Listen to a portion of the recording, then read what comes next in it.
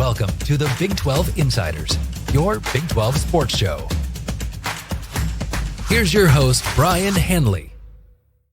Hey, everybody, what's going on? This is your man, Big B, Brien Hanley, along with Tim Fitzgerald. Welcome back to the Big 12 Insiders. Man, Fitz, it is, the Big 12 this year was topsy-turvy. Had, teams that were picked to be at the bottom, finished at the top. Teams that were picked to finish at the top, finished at the bottom. It was just a crazy, crazy year. And two teams that I didn't think there was any chance at all that they were going to finish at the bottom of this conference, Oklahoma State and Utah, and they absolutely did. Now, there's plenty of reasons for that, but we're going to get into today is talk about Mike Gundy, Kyle Whittingham, and maybe some of the changes that they got to start looking at and have already even made to get back to the standing that they currently have, because Utah was a proud program. I know it was the first year in the Big 12, and I guess you could say they got humbled, but I think there was some reasoning behind why they got humbled. Oklahoma State, same thing. And now they're going to have to make some necessary changes moving forward to get back to that standing. And maybe it was a one-year blip. Maybe it wasn't. We'll see. But we're going to dig into that today. But before we do, remember, like, follow, subscribe, continue to get in those comments like you always do. Hit the notification bell so you know exactly when Big 12 Insiders comes out. So, Fitz, first, what are your thoughts? Any thoughts on why? And let's just start with Utah. Why it may have went wrong with Utah this season? Well, a number of things. I mean, they had injuries, Yep. a number of them for the second straight year, which has got to be a concern. Why are they getting decimated by injuries more than your average program? Is it just back-to-back years of the chances going against you, or something else? But I also think you can say that in this era of the transfer portal, Utah didn't have enough depth to stay competitive. I mean, I understand injuries. I understand you get a quarterback injured, but your program shouldn't fall off the end of the earth, right? Which is basically what happened to both of these programs. And I'm just going to say it as a fellow old. The common factor here is these are two of the older coaches in the conference, and the world in which they operate is greatly changing, Big B, as we all know. And it's not easy to keep up. As an old dog, those new tricks can be challenging, particularly when they disrupt the very fundamental essence of what you think you are as a college football coach. Yeah. And I think that's what's facing a lot of coaches, not just these two guys. Yeah, some changes. And of course, we're talking about transfer portal, NIL, all of that stuff, the intertwine, especially what's going on right now when all of it seems to be going on at the exact same time, along with recruiting. It's just a crazy time. And, you're right. It does become more difficult to teach an old dog new tricks. Having said that, younger coaches are being successful. Do you think it's a young man's game? I'm still going to push back on it being a young man's game, because I don't think that's necessarily the case. I think it's more of, are you going to be adaptable? Are you going to change with what's going on? Because if you're not, well, that's where you're going to have problems, because everything is literally changing around you. And if you don't, you're going to get stuck in the mud. So I think it has more to do with the coaches being adaptable. Well, and I think you're exactly right.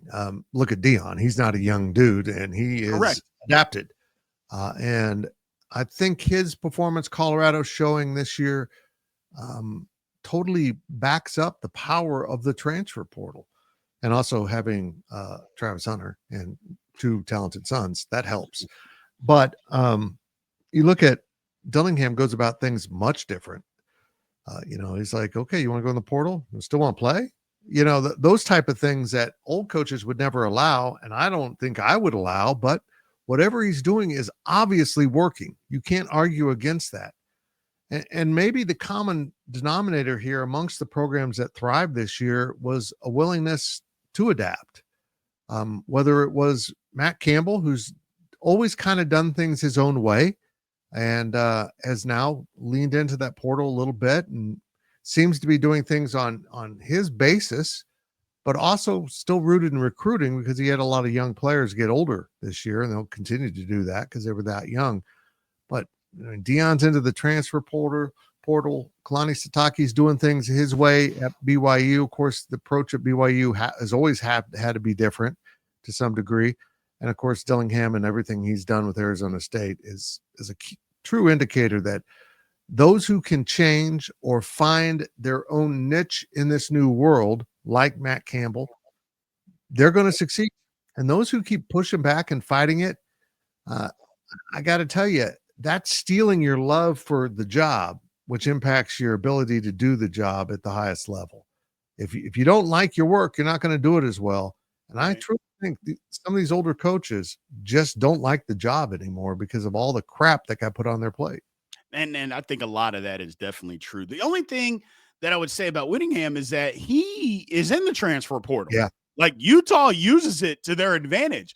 I think it just came down to they lost the quarterback and the depth that they thought that was behind it, it wasn't good. And that's just the difference. You could have a lot of different factors. Like I said, their defense was still pretty good this year. They just couldn't find an offense. They just could not move the football, whether that's offensive coordinator, play calls, whatever the case may be. It's what you said, Fitz. One guy goes down, it shouldn't just all fall apart if you have quality depth. And I think that's kind of where the case may be. I will also say this. It's tough to have that at the quarterback position in the transfer portal.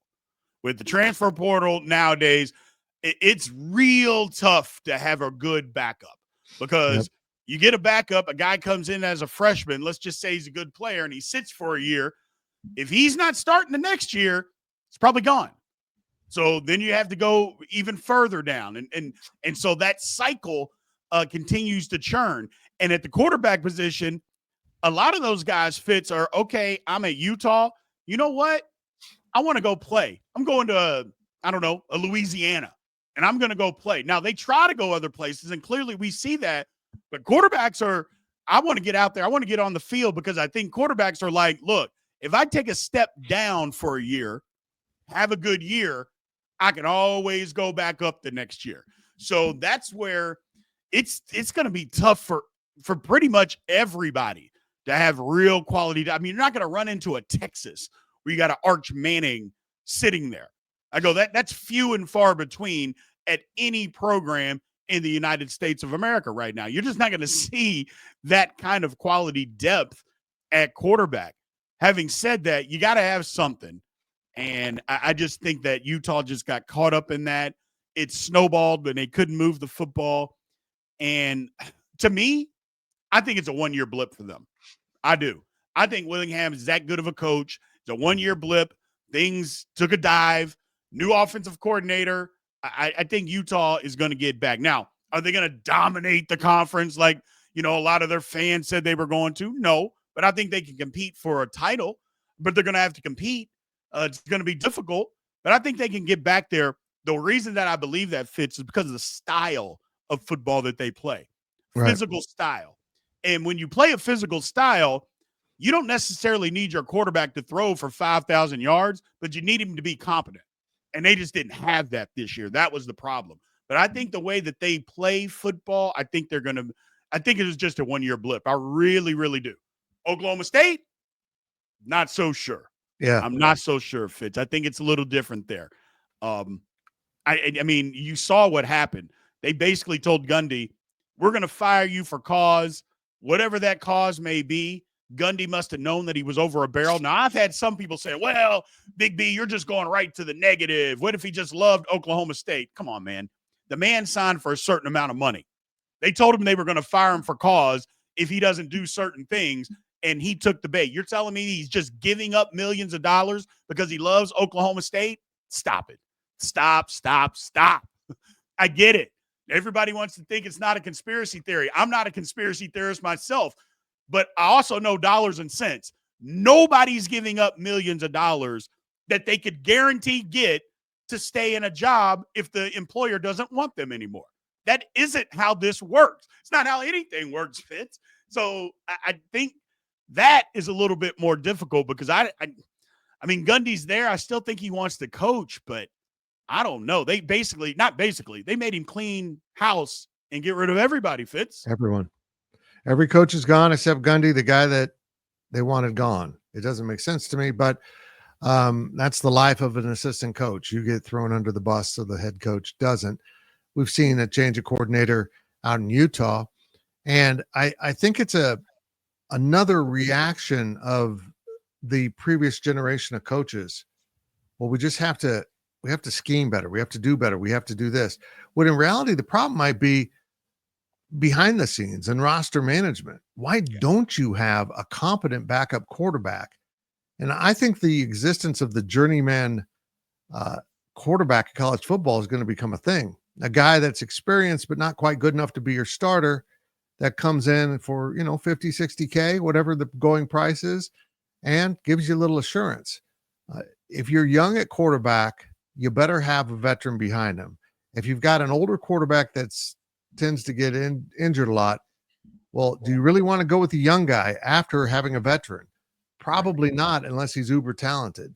Go get yourself someone who's played some football and can move you up and down the field if you need be. But again, I see older coaches trying to adapt to this new way, and just blowing out coordinators and getting rid of them is the way you used to do it, to hit the reset button. I'm not sure that's the full story anymore, Big B. No, I don't think it can be. With the way that kids are moving around these days, I don't think it's just, well, get rid of the coordinator and everything's fixed. Nah, that's not it. You at some point, kids have to be held, and I always say it, players have to be held accountable all the time. I say it on another channel that I do. It's not always the coaches. It's not always the scheme. Because if you're saying that everything that they call and everything that they run, if it doesn't work, well, it's a bad play call. Well, did you watch the execution? I go, if it's all blocked and one guy doesn't do his job, was it a bad play call? No, it's just the execution was bad. So sometimes you have to put this blame on the players. You can only put them in the position. You can't do it for them. So I think you're right. And yeah, blowing out head coaches or assistant coaches and coordinators and all that kind of stuff, that's not always the case. Sometimes a little patience, has to be there. Now, I know we're not into patience these days because, again, transfer portal, NIL, you can change things quickly. Arizona State is, but they didn't do it after 1 year, though, Fitz. No. Arizona State, it took 2 years. Now, granted, they were coming from an absolute mess that was further embedded in administration. I mean, it was just from the top down, it was an absolute nightmare. So it took a little bit more time, but they figured it out. Colorado was the worst Power 5, now Power 4 football team, maybe in the last decade. I mean, they were awful. 9-3 with a Heisman winner year 2. So it can happen. But sometimes I still believe you have to have patience. I know that as donors and contributors, if I'm giving money, I expect results immediately. But sometimes it just doesn't work that way. And the same thing could be said for coaches. You can't just blow people out there, Fitz. It's just get guys in, work them in, figure it out. But also, coaches also have to be flexible. When I see a couple of programs where you have this talent, but you don't put in things based on that talent. You try to make the talent fit what you're doing versus you fitting what they're doing. That's the quickest way to get somebody to leave. I can tell you that right now. You continue to do that. That's where coaches, and maybe sometimes it's the older coaches, get in the way. You're going to do it this way no matter what. And they're like, well, I'm better at doing it like this. Well, we're doing it this way. Okay, thanks, coach. I'll see you later. Yep. That's a lot. And look, sometimes you just have to do that and just adapt. And again, it goes back to adapting, Fitz. And I think locker rooms in this environment tend to be a little bit more fragile or explosive, depending on how you look at it. I think NIL money and introducing a bunch of new fish to your pond through the portal can really disrupt your ecosystem. And I think that's happened a little bit. But here's another angle, Big B, on what happened with Utah. And maybe this is just by chance, and maybe it's, again, pointing to the fragile nature of locker room environments right now. But there were two programs that I could see. Maybe there's more, and I'm not just thinking of them right now, that came out of last season and into this season complaining about something. Florida State, for one, how they were disrespected, and woe is me, and that locker room fell apart. That program fell apart this year. Now they've had to hit the reset button. And Utah, their head coach was saying, we're not going to be in this conference long. And the other people are saying, we don't want to be in this conference. And maybe that just kind of had a negative impact on the locker room too. Like, well, we're coach is saying this, I want to talk football. I don't know, Big V. It's hard to explain how these two highly successful, brilliant coaches fell flat on their faces this season. And it has to be a myriad of things, but certainly the portal, NIL, and maybe just the nature of locker rooms in the 21st century now with all these things really caught up to them. Well, Florida State thing, I think, is a real thing, obviously, because they complained, whined, and they were robbed. Let's not kid ourselves. They were robbed. But I understand Utah's feelings too. Right. I mean, they got robbed for they complained for 6 months, Florida State did. They never stopped complaining. Well, that took a toll. They also missed in the transfer portal on quarterback. You know how I've said it over, and we both said it over and over again. You miss on transfer portal quarterback, your team is going to stink. And Florida State missed, and guess what? They stunk. And all the talent that they brought in, it just wasn't – it didn't mesh.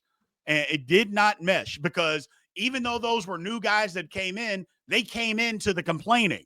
They came into the whining versus the hard work that the team previously had put in to show that Florida State was back on the map. They didn't do that. They bought into, well, everybody's complaining, so I'm going to complain too. And it started from week one, and it never got on track. Just never got on track. I think Utah, a good life lesson there. Yeah. It just, in Utah, I mentioned this, previously, fans take their cues from head coaches. And when the head coach is telling you we're not going to be here long, that's code for we don't want to be here. So I don't even necessarily blame Utah fans for feeling that way. Now, granted, they didn't want to leave the Pac-12. Totally understand. Yes.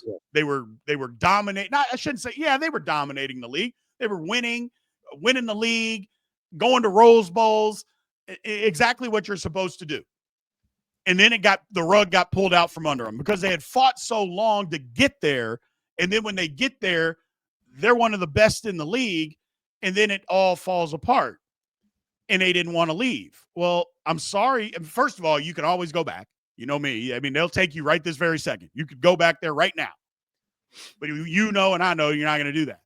But at some point, you got to stop the whining and just deal with the situation. But again, I don't blame Utah fans. I really don't, Fitz, because if my head coach is giving us cues, well, we're not going to be here very long. We're here for now. How many times did we hear that? Well, then the fans aren't going to buy in. They're just not. And they didn't. And it showed this year. I mean, and they got humbled. And you can say whatever reason you want, but Utah should have been a team, even with their injuries, they should have been at least to be able to win 4 or 5 games in this conference. And they did not. And it was a disaster. For whatever reason you want to come up with, a program like that, it shouldn't have fallen like this year one. So I do think it's a blip. You got to lick their chops and get back to it. But like I mentioned before, Fitz, if the head coach is saying stuff, fans are going to buy in. And that's at any program. That's just not at Utah. Every program. If a head coach is giving off vibes, fans and supporters, they're going to pick up on that, and they're going to start repeating those same things. So it is what it is. At some point, you just got to stop complaining. I think we've all had that friend who went through a divorce, and 6 months later, they're still bitching about it. Yes. If something negative or unexpected happens in your life, there's a place and time to be upset, to scream at the clouds and feel sorry for yourself. But that doesn't last long, because then you have to pick up and do something with the new reality.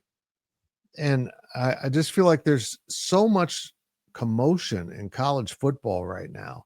There's so many things that have changed, and are changing from realignment to the NIL and portal and other stuff. And now we're going to see this profit sharing, this revenue sharing, that will, kind of more evenly spread out some money, but that's going to cause some problems too. I see it coming. I mean, you're talking about, well, football will get this percentage, this big chunk of the revenue sharing, and basketball will get this, and women's basketball will get this, and everything else is divvied up. It's going to be some problems on campus. I see it coming, but this is the new reality. And if you can't deal with it, if you can't adjust to it, if you can't take your structure of your business, which in this case is coaching a football team, and reform it to fit the new narrative, the new way, you're going to struggle. You just are. If you don't do it right, you're not going to do it well. And sadly for these coaches, the right way probably just changed on them. And they're still doing it the way they did, and it ain't right anymore. No, and that's the thing. It's not right anymore. But let's dig into this before we shut this down, Fitz. I mentioned Utah. I think it's a blip. But you also know they have their coach in waiting on staff, ready to take over. Think this is Whittingham's last year? There were rumblings that this past year would have been his last year. I think it probably would have if they had a better season. I think the man is too proud, and he should be too proud. He didn't want to go out like that. He's like, hold on. This just did not go the way that I wanted to go. I'm not going out, like this. I'm going to get this ship right, and then I will step aside. That's what I believe is going to happen in Utah. Again, too good of a coach, too legendary, too good of a program, too proud of a man to just step aside when things didn't go his way. And he's like, hold on, I'm not going to do this. I'm going to go out. Now, again, I don't know that this is going to be his last year. I suspect it might be. But who knows? He may go another 5 years. Having said all that, I think that's what's going to happen. I believe he's going to get the ship righted and then step away gracefully because the man is a great coach. Yep, he is. And I've seen this story before, Big B. Coaches are the ultimate competitors. The only way you get to the top of your profession, no matter what, is you compete. But certainly for coaches, that's more true than ever. And these coaches think, it's about time to move on, about time to retire, but I'm not going out on a bad season. Okay, that's cool. But then they have that good season. They're like, I can't go out this way. I got to do it again. They're competitors. And they just keep stringing it along to the point where finally someone says, hey, Mac, you got to retire.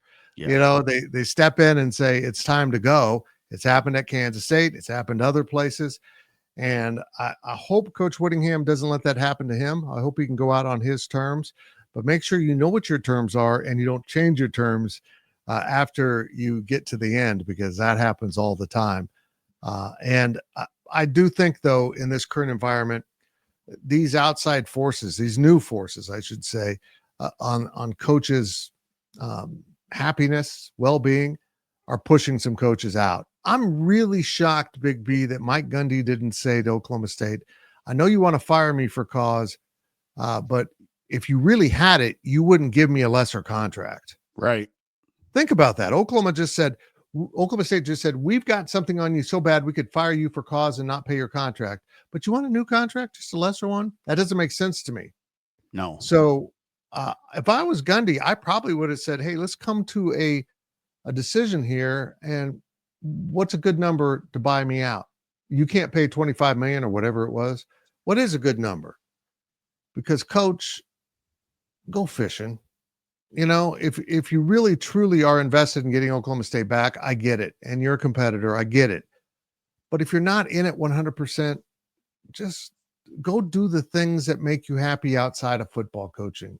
Because he seems like a dude that's got those things, whether it's working around the farm or hunting or fishing or just doing things that make his life happy. I think more coaches are going to get to that. Say, hey, I got money. It's not the vast wealth and the chest of gold I thought I would have after I became a head coach, but I sure as hell got enough for retirement and to pass on some wealth to my children.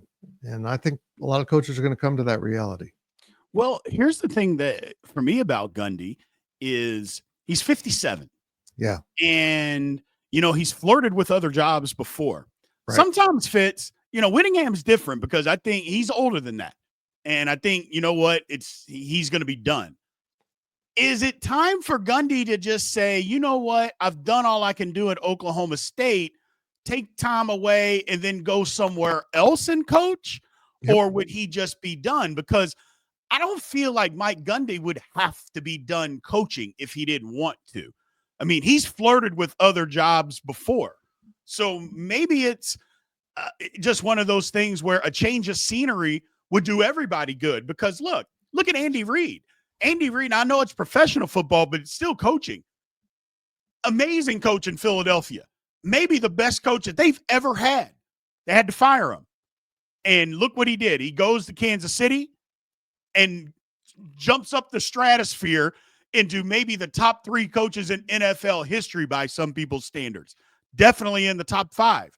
Maybe a change of scenery is all you need. Now, I think Gundy's going to have to change a little bit into college football ways if he wants to stay in it, if he were to leave Oklahoma State. But having said all of that, maybe that's what's going on. Maybe a change of scenery would just do the man good. Like, I love Oklahoma State. Yep. It's my alma mater. I've been here forever. But you know what? It's just time for me to leave, and it's time for a new voice to be heard in that locker room. I was real surprised. I thought that was what was going to happen, Fitz. Yeah, I didn't think there was any chance that he was going to come back. But he did, and I'm with you. I'm in your light. Look, what are we doing here? Because it sounded like Oklahoma State just didn't want him to be there anymore, but it didn't sound like they could fire. They wanted, or they could fire him, or I don't know. It's just a mess. They made him get all new assistants. Maybe that's it. I don't know, but we'll see. And maybe Gundy's like, hey, I'm in it. And I hope this wouldn't be it. And I think he's way more of a competitor than this. He's in it. You know what? I'll stick around. You guys are going to give me this amount of money. I'll go ahead and stick around. I do like coaching. I like kids. I like to mentor kids. I'll stick around. But if you guys aren't truly invested in me, I'm not going to be truly invested in you, and I'll just take the check. I mean, that's, it's not that far-fetched.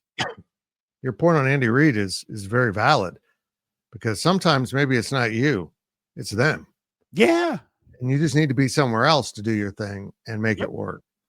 And maybe that's true of Gundy. I think you're right. Whittingham will step aside and just kind of be the fatherly figure out there at Utah at a younger age than a Bill Snyder. And I think that's a great life. It really is. Maybe get into some commentating, stay connected in some way to college football. I don't know, but the game has changed, and not just on the field, but in the whole way you construct a roster, manage a locker room, and have to manage players getting paid, which is exactly why most of these older coaches were in college, so they didn't have to deal with that in professional. And here we are. Now they're dealing with it, and they're like, what the hell am I doing? This is exactly what I didn't want to do, and now it's coming to my own house.